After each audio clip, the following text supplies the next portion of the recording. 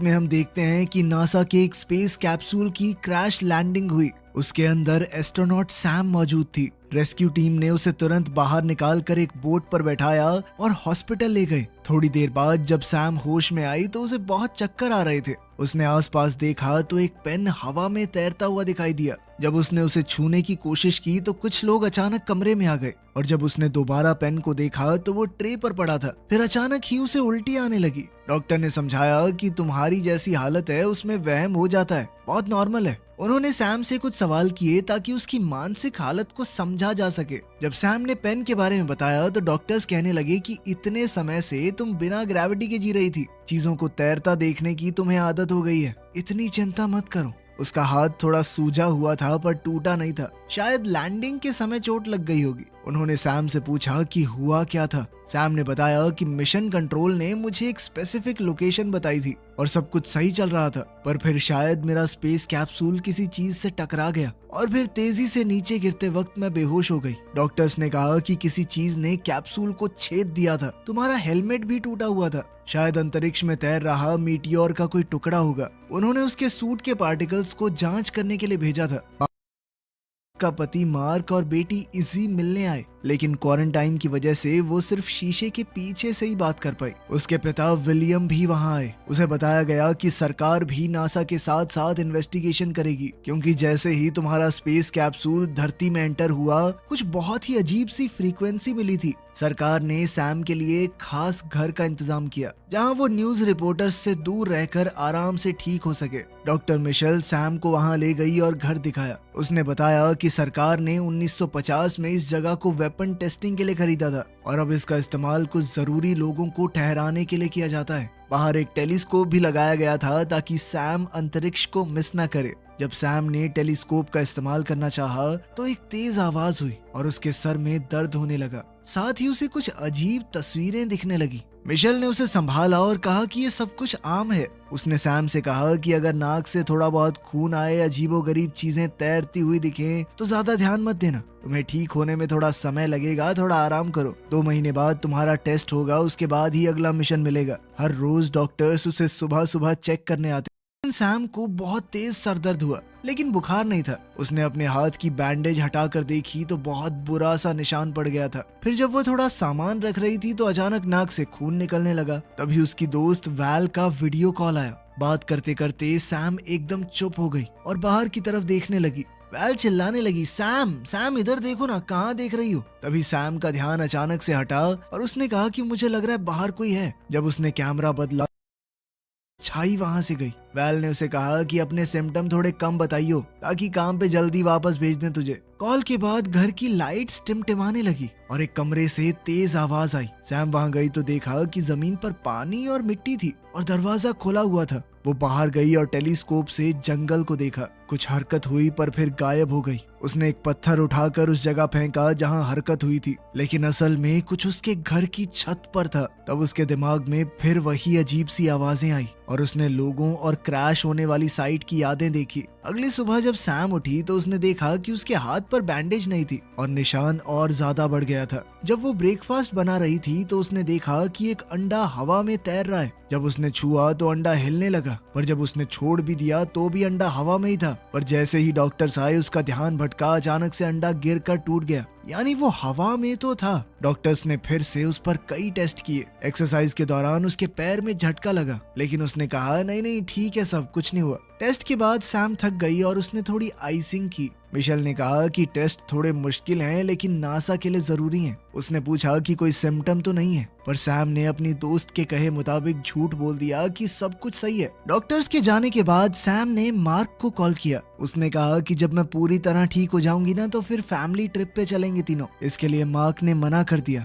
उसने कहा कि इजी बिना बात कंफ्यूज हो जाएगी, उसे लगेगा कि हम साथ हैं, सब कुछ सही है। फिर जब डाइवोर्स लेंगे तो झटका लगेगा उसे। ये सुनकर सैम को बुरा लगा। उसने कहा कि अभी पक्का थोड़ी है कि डाइवोर्स लेंगे, अभी तो हम बस बात कर रहे थे ना। उनकी बातों से पता चलता है कि इजी अडॉप्टेड है और सैम और मार्क एक दूसरे से अलग हो रहे हैं क्योंकि सैम बस अपने काम में ही बिजी रहती है। मार्क और इजी के लिए उसके पास समय ही नहीं है। खैर तभी इजी ने वहां आकर अपनी ड्राइंग दिखाई जिसमें उसने स्पेस में कुछ लोग बनाए थे। बाद में सैम को जंगल में घूमते हुए फिर वही तेज आवाज सुनाई दी। उसे ऐसे नजारे दिखने लगे कि कुछ लोग उसे ढूंढते हुए आ रहे हैं। जब सब कुछ शांत हुआ तो उसे जमीन के नीचे एक तार मिली। वो उसके साथ साथ चलती गई तो एक पत्थर तक पहुंची। जब उसने पत्थर को उठाया तो समझ आया कि वो नकली है। उसके अंदर एक कैमरा लगा हुआ था। वो और तारों को फॉलो करने लगी तो बहुत सारे कैमरे थे। ये सब देखकर वो थोड़ा घबरा गई और वापस जाने लगी, लेकिन फिर अचानक उसका पैर अटक गया और वो नीचे गिर पड़ी। फिर सैम अपने बेड पर होश में आई। उसके सर में दर्द हो रहा था, बालों पर खून लगा हुआ था। तभी उसने देखा कि बाहर कोई है। जल्द ही एक आदमी उसके कमरे में आया। उसने कहा कि उन्होंने सैम को बाहर जख्मी हालत में पाया तो उठाकर अंदर ले आए। सैम ने उससे पूछा, तुम हो कौन? तभी पीछे से सैम के पिता विलियम वहां आए। उन्होंने सैम को बताया कि जब मैंने घर को खाली देखा तो सर्च टीम को भेज दिया था। साथ ही उसने सैम को डांटा कि तुम आराम नहीं कर सकती। सैम ने कैमरास के बारे में पूछा तो विलियम ने बताया कि नासा को घर की सारी डिटेल नहीं बताई मैंने। इस घर में जगह जगह पर खुफिया कैमरे हैं।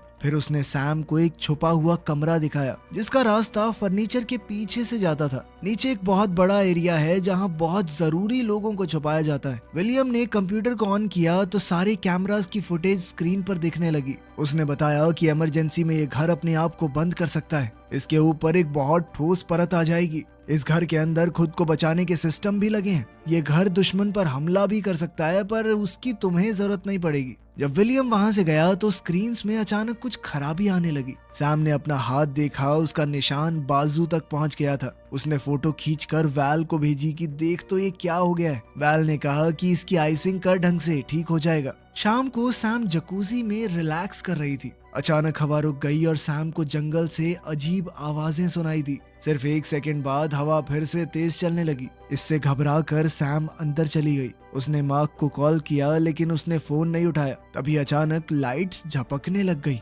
सैम ने फ्लैश लाइट पकड़ी और बालकनी पर गई, पर उसे कुछ भी अजीब नहीं दिखा। जब वो वापस अंदर आई, लाइट बिल्कुल बंद हो गई और एक अजीब सा मॉन्स्टर दरवाजे पर खड़ा था। सैम थोड़ी देर तक शॉक में चली गई। जब उसने दोबारा देखा तो मॉन्स्टर वहां से गायब था। लाइट दोबारा ऑन हो गई और सैम ने दरवाजा खोला। उसने हाथ में टॉर्च लेकर इधर उधर देखा, पर कुछ भी नहीं मिला। सैम वापस अंदर गई और अलार्म को एक्टिवेट करके दरवाजा लॉक कर दिया। बेडरूम की तरफ जाते वक्त घर की एआई ने अनाउंस किया कि कोई घर के अंदर घुस गया है और लॉकडाउन शुरू हो गया।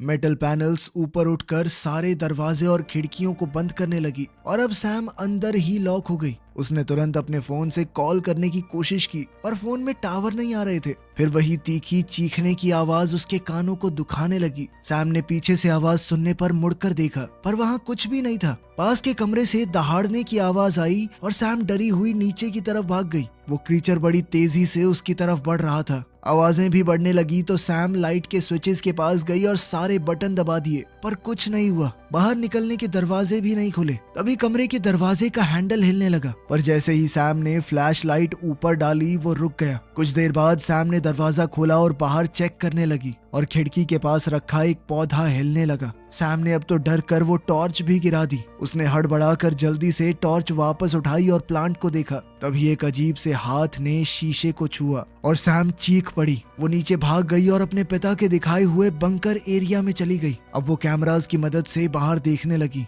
पहले वो स्क्रीन्स नहीं चल रही थी, पर फिर उसने सही स्विच को ऑन किया। एक कैमरा से उसने देखा कि वो क्रीचर बाहर घास पर बैठा है। लाइट्स फ्लिकर हुई और वो क्रीचर अचानक से गायब हो गया। अचानक सैम फोन की घंटी से जाग गई। उसे समझ आया कि वो कंप्यूटर डेस्क पर ही सो गई थी। वो ऊपर भागी। विलियम और उसकी टीम वहां पर थी। सैम ने बताया कि जनरेटर में कुछ इशू लग रहा है। विलियम ने बताया कि हाँ, मुझे पावर कट के बारे में पता चला। मैंने अपने लोगों को काम पर भेज दिया है। फिर सैम ने उसे अकेले में बताया कि कोई क्रीचर है इस घर में, जिस पर विलियम ने कहा कि मैं सिक्योरिटी फुटेज चेक करूंगा। खैर, फिर सैम के टेस्ट दोबारा शुरू हुए। मिशेल ने उसके घाव देखे और कहा कि ये नॉर्मल घाव नहीं लग रहे, मैं तुम्हारे लिए एक्सरे का अपॉइंटमेंट लेती हूँ। कुछ समय बाद मार्क और इजी सैम से मिलने आए। विलियम अपनी पोती के साथ वक्त बिता रहा था। तब मार्क और सैम जंगल में कुछ प्राइवेट बात करने गए। सैम ने मार्क को बताया कि मैंने एक क्रीचर का नहीं है। वो सोच रही थी कि शायद वो एक एलियन को साथ ले आई है, क्योंकि उसका मिशन सिग्नल स्पेस में भेजना था। मार्क कुछ बोलने ही वाला था, पर इजी आ गई। फिर विलियम और सैम कैमरास को चेक करने गए। जिस वक्त पर सैम ने मॉन्स्टर को देखा था, कैमरास वहां ग्लिच करने लगे, लेकिन घास पर कोई मॉन्स्टर नहीं था। विलियम ने कहा कि बेटा, तुम ज्यादा सोच रही हो, तुम्हें आराम की जरूरत है, आराम करो। विलियम ऊपर चला गया तो सैम ने कंप्यूटर से पूरा घर स्कैन करवाया। कंप्यूटर ने 9 लोगों को डिटेक्ट किया जो परिवार और विलियम के लोग थे। कुछ देर बाद इजी, मार्क और सैम जंगल में वॉक करने गए। मार्क और सैम बातचीत कर ही रहे थे कि तभी उन्हें एक अजीब सी आवाज सुनाई दी और इजी अचानक से गायब हो गई। वो लोग इजी को ढूंढने लगे, तभी अचानक इजी उनके पीछे से आ गई। उसके हाथ में एक मरा हुआ कीड़ा था। जंगल की सभी झाड़ियों में कीड़े तीखी आवाज करने लगे। एक कीड़ा पेड़ से टकरा गया। इस सब से थोड़ा डर कर वो लोग घर की तरफ भागे। अब जंगल से हजारों कीड़े बाहर निकल आए। परिवार घर में छुप गया और खिड़कियों पर सब कीड़े चिपक गए। रोशनी पूरी तरह ढक कीड़े चले गए और खिड़कियों का शीशा बहुत चिपचिपा हो गया, लेकिन खिड़कियों के नीचे बहुत सारे कीड़े मरे पड़े थे। सफाई की टीम आ गई और नासा के ऑफिसर ने कहा कि ये चीज आम तो नहीं लग रही। सैम ने लैब से अपने कैप्सूल टेस्ट की अपडेट पूछी, लेकिन रिजल्ट अभी आए नहीं थे। मार्क और इजी अभी के लिए वहां से चले गए, पर मार्क ने कहा कि मैं रात को आऊंगा। फिर सैम को अपने पैर में कुछ अजीब सा लगने लगा। जब उसने जूता उतारा तो उसके नाखून से खून आ रहा था। बाथरूम जाकर उसने अपने मोजे उतारे तो देखा कि घाव पूरे पैर तक पहुंच चुका है। जैसे ही उसने नाखून को छुआ तो वो निकल गया और वो चीख पड़ी। उसने अपने पैर पर बैंडेज बांधी और बर्फ से थोड़ा सेका। अब लाइट्स फिर से झपकने लगी तो सैम ने एक टेबल दरवाजे के आगे लगा दिया। उसने इंटरनेट पर अजीब कीड़ों की घटनाओं के बारे में देखा। वहाँ उसे फोटोज में कुछ लोग दिखे जिनके शरीर पर बिल्कुल उसके जैसे निशान थे। उसे लगने लगा कि कुछ तो उसकी कमर पर रेंग रहा है, तो वो बाथरूम की तरफ भागी। शीशे में देखा तो हथेली से होते हुए वो घाव कंधे तक आ चुका है। लाइट्स फिर से एक्टिवेट करके नीचे भागी। अजीब सी आवाजें हर जगह सुनाई दे रही थी। तभी मार्क का कॉल आया। उसने कहा कि वो आ रहा है। सैम ने पूछा कि क्या वो एक अच्छी माँ है। ये सुनकर मार्क थोड़ा कंफ्यूज हो गया। Lights bar bar on off हो रही थी और एआई ने कहा कि लॉकडाउन शुरू हो गया है। सैम ने मार्क को बताया कि घर के अंदर कुछ है। आवाजें और पास आने लगी। सैम बंकर की तरफ जा ही रही थी कि तभी उसकी कमर में बहुत तेज दर्द होने लगी और वो दर्द से करहा कर गिर पड़ी। वो सीढ़ियों से गिरती हुई नीचे तक पहुंच गई। उसके हाथ में चिपचिपी जेल जैसी कोई चीज लग गई। उसने देखा कि उसका फोन भी टूट गया है। ऊपर से आवाजें आ रही थी तो सैम कंप्यूटर के पास गई। कंप्यूटर स्कैन ने बताया कि घर में उसके अलावा एक आदमी और है। सैम ने स्क्रीन्स बंद कर दी। कंप्यूटर ने दोबारा स्कैन किया और बताया कि ऊपर वाले फ्लोर पर 2 लोग हैं। सैम ने और बटन्स दबाए और सीलिंग से धुआं निकलने लगा। वो किचन की तरफ गई और फिर आवाजें वहीं आ गई। वो डर के मारे फर्नीचर के नीचे छुप गई और ओवन की परछाई में मॉन्स्टर को देखा। मॉन्स्टर ने सैम को नहीं देखा और वहां से चला गया। जब वो दरवाजे की तरफ भागी तो दूसरा मॉन्स्टर आ गया और उसे दोबारा से छुपना पड़ा। मॉन्स्टर जैसे ही गया तो सैम दरवाजे से भाग गई। सैम बाथरूम में छुप गई और फर्नीचर से दरवाजा रोककर बंद कर दिया। उसका घायल हाथ दर्द करने लगा। उसने बैंडेज उतारा तो उसकी स्किन पर अजीब सा कुछ लगा था। वहीं वो मॉन्स्टर्स दरवाजा तोड़ने की कोशिश कर रहे थे। इसके बाद सैम शावर एरिया में छुप गई। तभी उसकी नजर एक वेंट पर पड़ी। उसने तुरंत लात मारकर पैनल खोल दिया और अब वो उस वेंट के अंदर घुस गई। बाहर मार्क और इजी घर के पास पहुंचे। उन्होंने देखा कि बिल्डिंग लॉकडाउन में है। मार्क ने सैम को कॉल करने की कोशिश की पर कॉल नहीं लगा, इसीलिए वो उतरकर गाड़ी से बाहर आया और चेक करने गया। इजी ने आसपास कुछ देखा और वो अपने आप भागकर बाहर आई। मार्क उसके पीछे गया और उसने देखा कि इजी जंगल में दूर एक लाइट की तरफ उंगली दिखा रही है। उधर सैम वेंट से होती हुई वापस कॉरिडोर में आ गई और जल्दी से सीढ़ियां चढ़ने लगी, पर एक मॉन्स्टर ने उसका पैर पकड़ लिया और वो गिर गई। थोड़ी लड़ाई के बाद सैम ने उस मॉन्स्टर का पंजा लात मारकर हटा दिया और फिर जल्दी से वहां से भागी। सैम दीवारों के बीच से एक और जगह में छुपकर चली गई। उसके शरीर पर वो निशान तेजी से चमकने लगे। कुछ देर बाद उसे एक सीढ़ी मिली और वो उस हैच से निकलकर जंगल में आ गई। जब वो पेड़ों के बीच भाग रही थी तो उसके पूरे शरीर पर मौजूद निशान चमकने लगे। दुनिया भर की खतरनाक आवाजें सुनाई दे रही थी, लेकिन उसे अपने परिवार की आवाज नहीं सुनाई दी जो उसे ढूंढ रहे थे। रोड के पास ही विलियम अपनी पूरी टीम और हथियारों के साथ आ गया। उसने उन्हें याद दिलाया कि वो लोग एक इंटेलिजेंट चीज का सामना कर रहे हैं। उसने कैमरास पर सब देख लिया था और अपनी टीम को समझाया कि ये जो भी जीव है ये जानवर नहीं है कोई, वो जीव बहुत समझदार हो सकता है। अब फौजियों ने घर का बाकी हिस्सा चेक किया और विलियम बंकर तक गया जहां उसने सब कुछ बिखरा हुआ देखा। जंगल में सैम जमीन पर गिर गई और मॉन्स्टर्स की आवाजें और करीब आई। तो सैम उनसे अपनी जान की भीख मांगने लगी कि प्लीज मुझे छोड़ दो। अचानक एक क्रीचर ने उसके मुंह को हल्के से ऊपर उठाया और उसकी तरफ प्यार भरी नजरों से देखा। उस जीव ने अपनी भाषा में पूछा कि क्या तुम मुझे समझ सकती हो? को पहले वाले विजन्स क्लियर याद आए। पता चला कि सैम खुद एक एलियन है और उसका परिवार बहुत साल पहले धरती पर क्रैश हुआ था। विलियम की टीम ने उन्हें पकड़ने की कोशिश की थी तो एलियंस भाग गए। इसी भागदौड़ में सैम अपने परिवार से अलग हो गई तो उसने एक डिवाइस का इस्तेमाल करके अपने शरीर को बदल दिया, इंसानी रूप ले लिया। जब विलियम ने उसे ढूंढा तो वो बिल्कुल एक छोटी सी बच्ची जैसी लगी।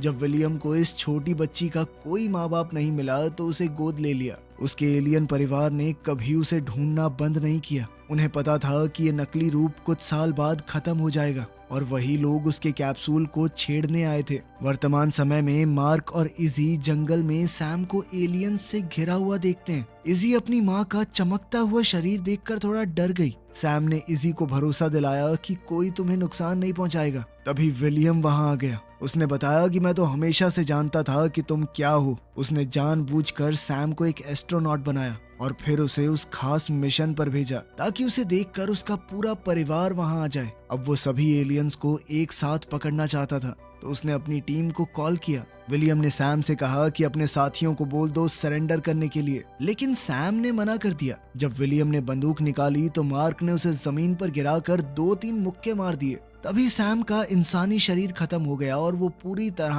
अपने एलियन रूप में आ गई। फौजी करीब आ रहे थे तो मार्क ने सैम से कहा कि अपनी जान बचाओ, भाग जाओ यहाँ से। इजी ने अपना हाथ बढ़ाया तो सैम ने अपने पंजे से उसका हाथ छुआ। फिर सैम अपने एलियन परिवार के साथ जंगल में भाग गई। जब तक फौजी वहां पहुंचे वो एलियंस एक बहुत ही चमकदार